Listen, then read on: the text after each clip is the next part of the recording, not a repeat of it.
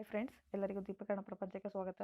ಕರ್ನಾಟಕ ಲೋಕಸೇವಾ ಆಯೋಗ ಭೂಮಾಪನ, ಕಂದಾಯ ವ್ಯವಸ್ಥೆ ಮತ್ತು ಭೂ ದಾಖಲೆಗಳ ಇಲಾಖೆಯಲ್ಲಿ ಉಳಿಕೆ ಮೂಲ ನೊಂದ ಅಂದರೆ RPC ವಿಭಾಗದಲ್ಲಿ 264 ಭೂಮಾಪಕರು means land surveyor group C ಹುದ್ದೆಗಳಿಗೆ ನೇಮಕಾತಿ ಅಧಿಸೂಚನೆ ಹೊರಡಿಸಿರುವಂಥದ್ದು. ಇಲ್ಲಿ ವಿಷಯವಾರು ಅಂತ ಕೊಟ್ಟಿದ್ದಾರೆ. ಇಲ್ಲಿ ಫಾರ್ ಎಕ್ಸಾಂಪಲ್ ಶೈಕ್ಷಣಿಕ ವಿದ್ಯಾರ್ಹತೆ, ಅದರ ಪುಟ ಸಂಖ್ಯೆನ ಕೊಟ್ಟಿದ್ದಾರೆ. ವಯೋಮಿತಿ ಇರಬಹುದು, ಅದರದ್ದು ಪುಟ ಸಂಖ್ಯೆ ಇಲ್ಲಿ ನೀವು ಬೇಕಾದ್ರೆ ನೋಡಿಕೊಂಡು ನೀವು ಚೆಕ್ ಮಾಡ್ಕೋಬೋದು. ಅಧಿಸೂಚನೆ ಹೊರಡಿಸಿರುವಂಥದ್ದು 29/2ಕ್ಕೆ.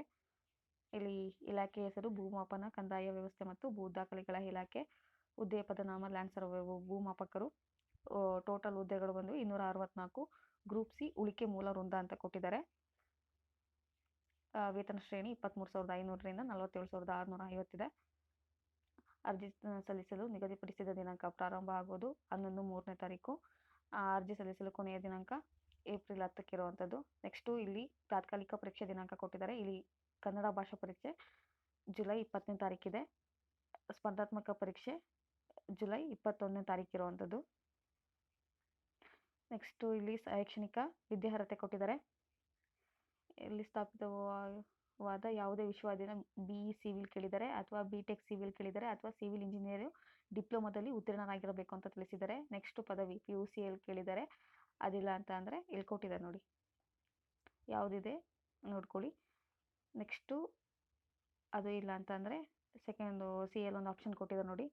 ನೆಕ್ಸ್ಟು DL ಇದೆ.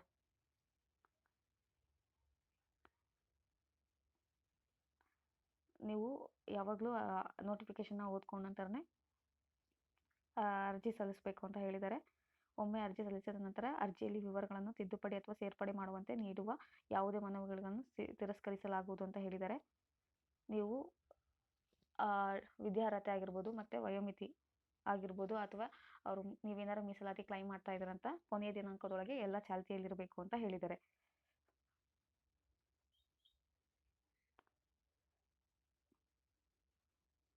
ಅರ್ಜಿ ಸಲ್ಲಿಸುವ ಸಮಯದಲ್ಲಿ ಮೀಸಲಾತಿಯನ್ನು ಕೋರದೆ ತದನಂತರದಲ್ಲಿ ಮೀಸಲಾತಿಯನ್ನು ಪರಿಗಣಿಸುವಂತೆ ಕೋರಿ ಸಲ್ಲಿಸುವ ಮನವಿ ಅಥವಾ ದಾಖಲೆಗಳನ್ನು ಪರಿಗಣಿಸಲಾಗುವುದಿಲ್ಲ ಅಂತ ಹೇಳಿದ್ದಾರೆ.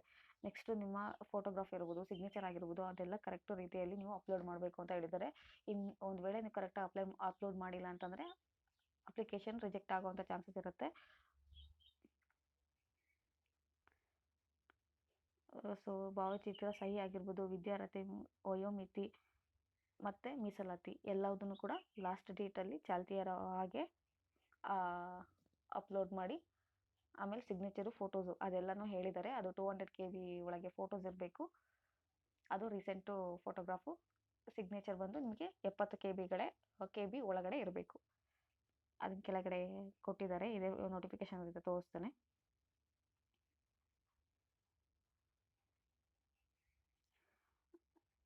ಇದು ಒನ್ ಟೈಮ್ ರಿಜಿಸ್ಟ್ರೇಷನ್ ಇರುತ್ತೆ. ನೆಕ್ಸ್ಟು ಅಪ್ಲೈ ಟು ಪೋಸ್ಟ್ ಅಂತ ಕೊಡಬೇಕಾಗುತ್ತೆ. ರಿಜಿಸ್ಟ್ರೇಷನ್ ಆದ ನಂತರ ನೀವು ಈ ವೆಬ್ಸೈಟ್ ಮುಖಾಂತರ ನೀವು ಆ ಅಪ್ಲಿಕೇಶನ್ನು ಸಲ್ಲಿಸಬೇಕಾಗುತ್ತೆ. ನೀವು ಹೊಸದಾಗಿ ರಿಜಿಸ್ಟ್ರೇಷನ್ ಏನೋ ಆಗಿಲ್ಲ, ಹೊಸದಾಗಿ ರಿಜಿಸ್ಟ್ರೇಷನ್ ಆಗ್ತಾ ಇದ್ದೀರಾ ಅಂತ ಅಂದರೆ ನಿಮಗೆ ಮೊಬೈಲ್ ನಂಬರು ಮತ್ತು ಇಮೇಲ್ ID ಬೇಕಾಗುತ್ತೆ. ನೆಕ್ಸ್ಟು ಯೂಸರ್ ID ಮತ್ತು ಪಾಸ್ವರ್ಡು ಜೋಪಾನವಾಗಿ ಇಟ್ಟುಕೊಳ್ಳಿ ಅಂತ ಹೇಳಿದ್ದಾರೆ.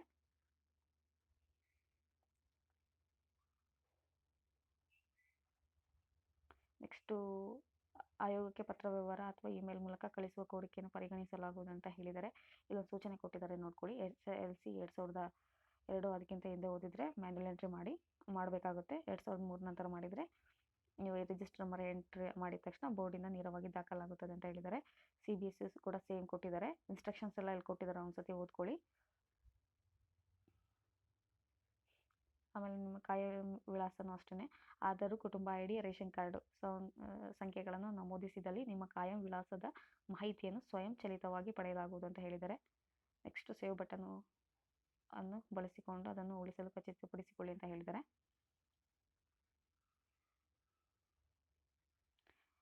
ಫೋಟೋಗ್ರಾಫು, ಇತ್ತೀಚಿನ ಫೋಟೋಗ್ರಾಫು ಮತ್ತು ಸಿಗ್ನೇಚರ್ ಅಪ್ಲೋಡ್ ಮಾಡಬೇಕಾಗುತ್ತೆ ಅಂತ ಹೇಳಿದ್ದಾರೆ. 200 KB ಮೀರಬಾರ್ದು. ಛಾಯಾಚಿತ್ರ ಮೀನ್ಸ್ ಫೋಟೋಗ್ರಾಫು, ಸಹಿನು 70 KBಗಳ ಒಳಗಡೆ ಇರಬೇಕು. ಸಿಗ್ನೇಚರು ಇದನ್ನು JPEG ಮತ್ತು GPG 2 ಫಾರ್ಮೆಟಲ್ಲಿ ನೀವು ಅಪ್ಲೋಡ್ ಮಾಡಬೇಕಾಗತ್ತೆ. ಒನ್ ಟೈಮ್ ರಿಜಿಸ್ಟ್ರೇಷನ್ ಆದ ನಂತರ ನೀವು ಅಪ್ಲೈ ಟು ಪೋಸ್ಟ್ ಟ್ಯಾಬನ್ನು ಒತ್ತಬೇಕು ಅಂತ ಹೇಳಿದ್ದಾರೆ.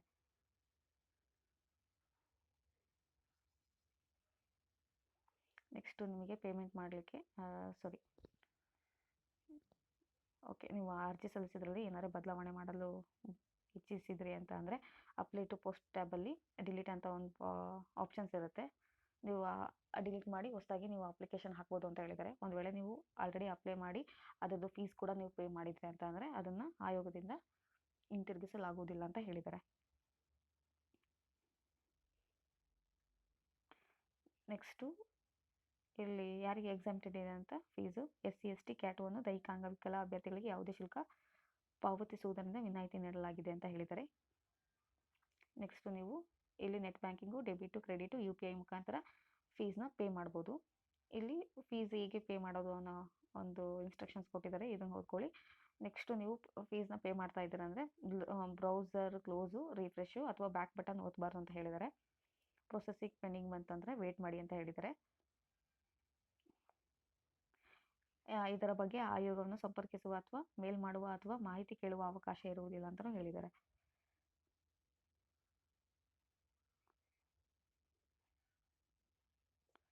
ನಿಮಗೆ ಅರ್ಜಿ ಸಲ್ಲಿಸ್ಬೇಕಾದ್ರೆ ಏನಾರೇ ಟೆಕ್ನಿಕಲ್ ಇಶ್ಯೂ ಅಥವಾ ಏನಾರು ಪ್ರಾಬ್ಲಮ್ ಆಯಿತು ಅಂತಂದರೆ ಹೆಲ್ಪ್ಲೈನ್ ನಂಬರ್ ಕೊಟ್ಟಿದ್ದಾರೆ, ನೀವು ಕಾಲ್ ಮಾಡ್ಕೊಂಡು ಕೇಳ್ಬೋದು. ಇದೊಂದು ವಿಶೇಷ ಸೂಚನೆ ಇದೆ, ಓದ್ಕೊಳ್ಳಿ. ಇಲ್ಲಿ ಅಬ್ರಿವೇಷನ್ ಕೊಟ್ಟಿದ್ದಾರೆ, ಕನ್ನಡ ಇಂಗ್ಲೀಷ್ ಎರಡೂ ಇದೆ. ನೆಕ್ಸ್ಟು ಶುಲ್ಕ ಕೊಟ್ಟಿದ್ದಾರೆ ನೋಡಿ, ಇಲ್ಲಿ ಫೀಸ್ ಎಷ್ಟು ಅಂತ. ಸಾಮಾನ್ಯ ಅರ್ಹತೆ ಅಭ್ಯರ್ಥಿಗಳಿಗೆ 600 ಇದೆ. ಪ್ರವರ್ಗ 2A 2B 3A 3B ಅಭ್ಯರ್ಥಿಗಳಿಗೆ 300, ಮಾಜಿ ಸೈನಿಕ ಅಭ್ಯರ್ಥಿಗಳಿಗೆ 50, ಪರಿಶಿಷ್ಟ ಜಾತಿ ಪರಿಶಿಷ್ಟ ಪಂಗಡ ಪ್ರವರ್ಗ 1 ಹಾಗೂ ಅಂಗವಿಕಲ ಅಭ್ಯರ್ಥಿಗಳಿಗೆ ಶುಲ್ಕ ಪಾವತಿಯಿಂದ ವಿನಾಯಿತಿ ಇದೆ ಅಂತ ಹೇಳಿದ್ದಾರೆ. ಒಮ್ಮೆ ಶುಲ್ಕವನ್ನು ಪಾವತಿಸಿದ ನಂತರ ಅದನ್ನು ಯಾವುದೇ ಸಂದರ್ಭದಲ್ಲಿ ಹಿಂತಿರುಗಿಸಲಾಗುವುದಿಲ್ಲ ಅಥವಾ ಅದನ್ನು ಆಯೋಗ ನಡೆಸುವ ಇತರೆ ಪರೀಕ್ಷೆ ಅಥವಾ ನೇಮಕಾತಿಗೆ ಹೊಂದಿಸಿಕೊಳ್ಳಲಾಗುವುದಿಲ್ಲ ಅಂತ ಹೇಳಿದ್ದಾರೆ. ಅರ್ಹತಾ ಷರತ್ತುಗಳು ಏನಿರಬೇಕು ಅಂತ ನೋಡ್ಕೊಳ್ಳಿ. ನೆಕ್ಸ್ಟು ನೀವು ಕಂಪಲ್ಸರಿ ಕನ್ನಡ ಭಾಷೆ ಪತ್ರಿಕೆ ಏನಾರು ಇರುತ್ತಲ್ಲ ಅದನ್ನು ಬರಿಬೇಕು ಅಂತ ಹೇಳಿದ್ದಾರೆ. ಇದು ಟೋಟಲು 150 ಇರುತ್ತೆ ಮಾರ್ಕ್ಸು ಗರಿಷ್ಠ. ಅದರಲ್ಲಿ ನೀವು 50 ಮಾರ್ಕ್ಸ್ ತೆಗೆದ್ರೆ ಸಾಕು. ಈ ಕನ್ನಡ ಪರೀಕ್ಷೆ ಇರುತ್ತಲ್ಲ ಪ್ರಥಮ ಭಾಷೆ, ಇದು SLC ಹಂತದಲ್ಲಿದೆ ಅಂತ ಹೇಳಿದ್ದಾರೆ. ಅಭ್ಯರ್ಥಿಗಳು ಆಯ್ಕೆ ಪ್ರಕ್ರಿಯೆಗೆ ಅರ್ಹತೆ ಹೊಂದಲು ಕನ್ನಡ ಭಾಷಾ ಪರೀಕ್ಷೆ ಅರ್ಹತೆ ಹೊಂದುವುದು ಕಡ್ಡಾಯವಾಗಿರುತ್ತದೆ ಅಂತ ಹೇಳಿದ್ದಾರೆ. ನೆಕ್ಸ್ಟು 29/11/2021 ಹಾಗೂ ನಂತರ ನಡೆಸಲಾದ ಕನ್ನಡ ಭಾಷಾ ಪರೀಕ್ಷೆಗಳನ್ನು ಬರೆದು ಉತ್ತೀರ್ಣರಾಗಿದ್ದಲ್ಲಿ ಸದರಿ ಫಲಿತಾಂಶವನ್ನು ಈ ಅಧಿಸೂಚನೆಯ ಹುದ್ದೆಗಳ ಕನ್ನಡ ಭಾಷೆಗೆ ಪರಿಗಣಿಸಲಾಗುವುದು 29/1/2022 ನಂತರ. ಸೊ ನಿಮಗೆ ಪಠ್ಯಕ್ರಮ ಬೇಕು ಅಂತಂದರೆ ಈ ಒಂದು ವೆಬ್ಸೈಟ್ ಕೊಟ್ಟಿದ್ದಾರೆ, ಇದ್ರ ಮೂಲಕ ಬೇಕಾದ್ರೆ ನೀವು ಚೆಕ್ ಮಾಡ್ಕೋಬೋದು. ಇಲ್ಲಿ ಪಠ್ಯಕ್ರಮ ಕೊಟ್ಟಿದ್ದಾರೆ ನೋಡಿ. ಪತ್ರಿಕೆ 1 ಪತ್ರಿಕೆ 2 ಇರುತ್ತೆ. ಸಾಮಾನ್ಯ ಪತ್ರಿಕೆ 200 ಅಂಕಗಳು 2 ಗಂಟೆ ಸಮಯ. ಪತ್ರಿಕೆ 2 ನಿರ್ದಿಷ್ಟ ಪತ್ರಿಕೆ 200 ಅಂಕಗಳು 2 ಗಂಟೆ ಸಮಯ. ಒಂದು ವೇಳೆ ಕ್ವಶನ್ ಪೇಪರು ಕನ್ನಡ ಮತ್ತು ಇಂಗ್ಲೀಷ್ 2 ಲ್ಯಾಂಗ್ವೇಜಸಲ್ಲಿರುತ್ತೆ. ಕನ್ನಡದಲ್ಲಿ ಏನಾದರೂ ಗೊಂದಲ ಅಥವಾ ಅಸ್ಪಷ್ಟತೆ ಇದ್ದಲ್ಲಿ ಇಂಗ್ಲೀಷ್ ಭಾಷೆಯಲ್ಲಿರೋ ಪ್ರಶ್ನೆಗಳನ್ನು ನೋಡುವುದು ಅಂತಿಮ ಅಂತ ಕೊಟ್ಟಿದ್ದಾರೆ. ಇಲ್ಲಿ ತರಬೇತಿದೊಂದು ಕೊಟ್ಟಿದ್ದಾರೆ, ನೋಡ್ಕೊಳ್ಳಿ. ಸ್ಪರ್ಧಾತ್ಮಕ ಪರೀಕ್ಷಾ ಕೇಂದ್ರ ಕನ್ನಡ ಭಾಷಾ ಪರೀಕ್ಷೆ ಅಥವಾ ಸ್ಪರ್ಧಾತ್ಮಕ ಪರೀಕ್ಷೆಗಳನ್ನು ಆಯೋಗವು ನಿಗದಿಪಡಿಸುವ ಯಾವುದೇ ಕೇಂದ್ರ ಸ್ಥಳದಲ್ಲಿ ನಡೆಸಲಾಗುವುದು ಅಂತ ಹೇಳಿದ್ದಾರೆ. ನೀವು ನೆಕ್ಸ್ಟು ಆಲ್ ಟಿಕೆಟ್ ಜೊತೆಗೆ ಇದರಲ್ಲಿ ಯಾವುದಾದ್ರು ಒಂದು ID ಪ್ರೂಫ್ನ ತೊಗೊಂಡೋಗ್ಬೇಕಾಗುತ್ತೆ. ತೊಗೊಂಡೋಗಿಲ್ಲ ಅಂತಂದರೆ ಎಕ್ಸಾಮ್ ಸೆಂಟರ್ ಒಳಗಡೆ ಅಲೋ ಇಲ್ಲ ಅಂತ ಹೇಳಿದ್ದಾರೆ. ನೆಕ್ಸ್ಟು ಡೌನ್ಲೋಡ್ ಮಾಡಿರುವ ಗುರುತಿನ ಚೀಟಿಗಳು ಅಥವಾ ಈ ಥರ ಯಾವುದೇ ಗುರುತಿನ ಚೀಟಿಗಳು ಕಲರ್ ಜೆರಾಕ್ಸ್ ಪ್ರತಿಗಳನ್ನು ಪರಿಗಣಿಸಲಾಗುವುದಿಲ್ಲ ಅಂತ ಹೇಳಿದ್ದಾರೆ. ನೆಕ್ಸ್ಟ್ ನಿಮಗೆ ಆಲ್ ಟಿಕೆಟ್ ಡೌನ್ಲೋಡ್ ಮಾಡ್ಕೊಳ್ಳಿಕ್ಕೆ ಪ್ರಕಟಣೆಯ ಮೂಲಕ ಮತ್ತು ವೆಬ್ಸೈಟ್ ಮೂಲಕನೂ ತಿಳಿಸಲಾಗುವುದು ಅಂತ ಹೇಳಿದ್ದಾರೆ. ಒಂದು ವೇಳೆ ನಿಮಗೆ ಪ್ರಶ್ನೆ ಪತ್ರಿಕೆಯಲ್ಲಿ ಆಕ್ಷೇಪಣೆ ಸಲ್ಲಿಸಬೇಕು ಅಂತಂದರೆ ಎಕ್ಸಾಮ್ ಸೆಂಟ್ರಲ್ಲಿ ಇರ್ತಿರಲ್ಲ, ಆವಾಗಲೇ ನೀವು ಸಂಬಂಧಿಸಿದ ಮೇಲ್ವಿಚಾರಕರ ಮುಖಾಂತರ ಲಿಖಿತ ಮನವಿಯನ್ನು ಆಯೋಗಕ್ಕೆ ಸಲ್ಲಿಸಿ ಸ್ವೀಕೃತಿ ಪಡೆಯಬೇಕು. ಪರೀಕ್ಷಾ ಕೇಂದ್ರ ಬಿಟ್ಟ ನಂತರ ಕಳುಹಿಸುವ ಯಾವುದೇ ಆಕ್ಷೇಪಣೆಯನ್ನು ಮಾನ್ಯ ಮಾಡಲಾಗುವುದಿಲ್ಲ ಅಂತ ಹೇಳಿದ್ದಾರೆ. ಇಲ್ಲಿ ವಯೋಮಿತಿ ಕೊಟ್ಟಿದ್ದಾರೆ, ಕನಿಷ್ಠ 18 ವರ್ಷ ಆಗಿರಬೇಕು. ಸಾಮಾನ್ಯ ಅರ್ಹತೆ ಗರಿಷ್ಠ 35, ಪ್ರವರ್ಗ 2A 2B 3A 3B 38, ಪರಿಶಿಷ್ಟ ಜಾತಿ ಪರಿಶಿಷ್ಟ ಪಂಗಡ ಪ್ರವರ್ಗ 1 ಗರಿಷ್ಠ 40 ವರ್ಷಗಳಾಗಿರಬೇಕು. ನೆಕ್ಸ್ಟು ಈ ಕೆಳಗೆ ಸಂದರ್ಭಗಳಲ್ಲಿ ಸದರಿ ನಿಯಮಗಳಲ್ಲಿ ನಿಗದಿಪಡಿಸಿರುವ ಗರಿಷ್ಠ ವಯೋಮಿತಿಯನ್ನು ಕೆಳಗೆ ತಿಳಿಸಿರುವಷ್ಟರ ಮಟ್ಟಿಗೆ ಹೆಚ್ಚಿಸಲಾಗುವುದು. ಇಲ್ಲಿ ನೋಡ್ಕೊಳ್ಳಿ ಎಲ್ಲಿ ಕೊಟ್ಟಿದ್ದಾರೆ. ನೆಕ್ಸ್ಟು ಇಲ್ಲಿ ಉಳಿಕೆ ಮೂಲ ವೃಂದದ ಹುದ್ದೆಗಳ ವರ್ಗೀಕರಣ ಅಂತ ಕೊಟ್ಟಿದ್ದಾರೆ ನೋಡಿ.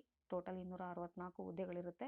ಇಲ್ಲಿ ಮೀಸಲಾತಿ, ಇತರೆ, ಮಹಿಳೆ, ಗ್ರಾಮೀಣ, ಮಾಜಿ ಸೈನಿಕ, ಕನ್ನಡ ಮಾಧ್ಯಮ ಅಭಿವೃದ್ಧಿ ಯೋಜನೆ ನಿರೀಕ್ಷಿತ ಅಂದ್ಕೊಳ್ತೇನೆ. MIPU ಅಂತ ಇದೆ, ಅಂಗವಿಕಲ ಇದೆ, ಇಲ್ಲಿ ತೃತೀಯ ಲಿಂಗ ಇದೆ, ಒಟ್ಟು ಇದೆ. ಸೊ ಇಲ್ಲಿ ನೋಡ್ಕೊಳ್ಳಿ, ಕ್ಯಾಸ್ಟ್ ಕೊಟ್ಟಿದ್ದಾರೆ, ಚೆಕ್ ಮಾಡಿಕೊಂಡು ಅಪ್ಲೈ ಮಾಡಿ. ಇಲ್ಲಿ ಒಂದು ವೇಳೆ ನಿಮಗೆ ಸ್ಟಾರ್ ಮಾರ್ಕಲ್ಲಿ ಕೊಟ್ಟಿದ್ದಾರೆ, ಇದು ವಿಕಲತೆ ಸ್ವರೂಪ ಇಲ್ಲಿ ಕೊಟ್ಟಿದೆ ನೋಡಿ. 1 ಸ್ಟಾರ್ ಮೀನ್ಸ್ ಏನು, 2 ಸ್ಟಾರ್ ಅಂದರೆ ಏನು, 3 ಸ್ಟಾರ್ ಅಂದರೆ ಏನು ಅಂತ, 4 ಸ್ಟಾರ್ ಕೂಡ ಕೊಟ್ಟಿದ್ದಾರೆ, ಚೆಕ್ ಮಾಡ್ಕೊಳ್ಳಿ.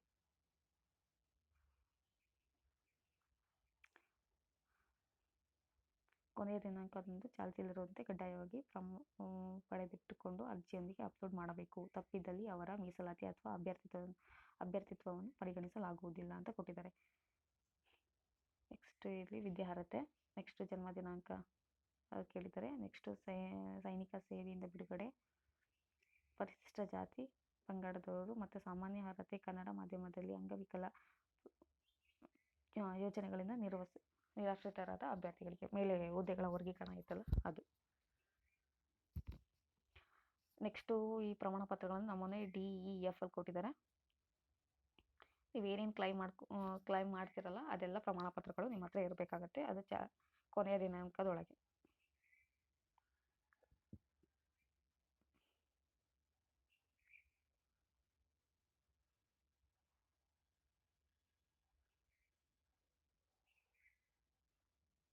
ಫೋಟೋ ಮತ್ತು ಸಹಿಯನ್ನು ಅಥವಾ ದಾಖಲೆಗಳನ್ನು ಅಪ್ಲೋಡ್ ಮಾಡದೇ ಇರುವ ಅಪೂರ್ಣವಾಗಿರುವ ದಾಖಲೆಗಳನ್ನು ಅಪ್ಲೋಡ್ ಮಾಡಿರುವ ಹಾಗೂ ಶುಲ್ಕ ಸಂದಾಯ ಮಾಡದ ಅರ್ಜಿಗಳನ್ನು ತಿರಸ್ಕರಿಸಲಾಗುವುದು.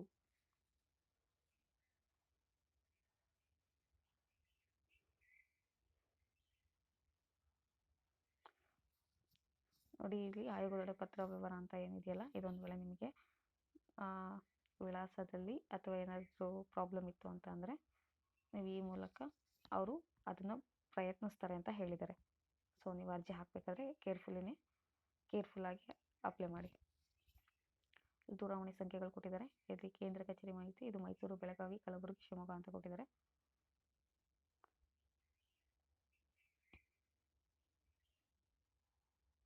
ನೆಕ್ಸ್ಟು ಸಿಲೆಬಸ್ ಕೊಟ್ಟಿದ್ದಾರೆ ನೋಡಿ. ಜನರಲ್ ಪೇಪರ್ ಇರುತ್ತೆ, ಸ್ಪೆಸಿಫಿಕ್ ಪೇಪರ್ ಇರುತ್ತೆ.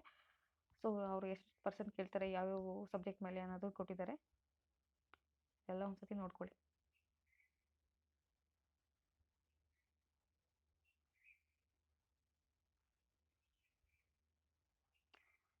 ಇದು ನಮೂನೆಗಳು ಅವ್ರು ತೋರಿಸಿದ್ರಲ್ಲ, ಇದು ಪರಿಶಿಷ್ಟ ಜಾತಿ, ಪರಿಶಿಷ್ಟ ಪಂಗಡಕ್ಕೆ ಸೇರಿದ ಅಭ್ಯರ್ಥಿಗಳಿಗೆ, ಹಿಂದುಳಿದ ವರ್ಗಗಳಿಗೆ ಸೇರಿದ ಅಭ್ಯರ್ಥಿಗಳಿಗೆ, ಇದು 2A, 2B, 3A, 3B ಸೇರಿದ ಅಭ್ಯರ್ಥಿಗಳಿಗೆ ನೀಡುವ ಆದಾಯ ಮತ್ತು ಜಾತಿ ಪ್ರಮಾಣ ಪತ್ರದ್ದು ಜನರಲ್ ಮೆರಿಟ್ ಅಭ್ಯರ್ಥಿಗಳು ಭರ್ತಿ ಮಾಡಬೇಕಾದ ನಮೂನೆ ಅಂತ ಕೊಟ್ಟಿದ್ದಾರೆ. ಇಲ್ಲಿ ಗ್ರಾಮೀಣ ಅಭ್ಯರ್ಥಿ ಮತ್ತು ಕನ್ನಡ ಮಾಧ್ಯಮ ಯೋಜನೆಗಳಿಂದ ನಿರ್ವಸಿತರಾದ ಕುಟುಂಬದ ಅಭ್ಯರ್ಥಿ, ಇದು Sainik welfare and resettlement, person with disabilities,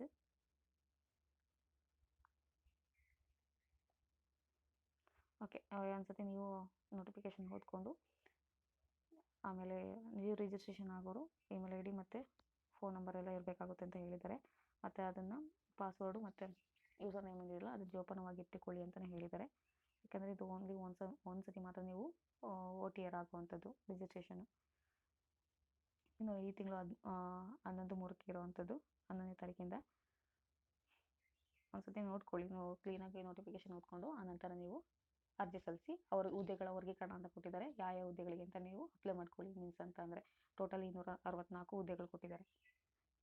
ಇಲ್ಲೇನು ಕೊಟ್ಟಿದ್ದಾರಲ್ಲ ಶೈಕ್ಷಣಿಕ ವಿದ್ಯಾರ್ಹತೆ ಅದನ್ನೆಲ್ಲ ನೋಡ್ಕೊಳ್ಳಿ.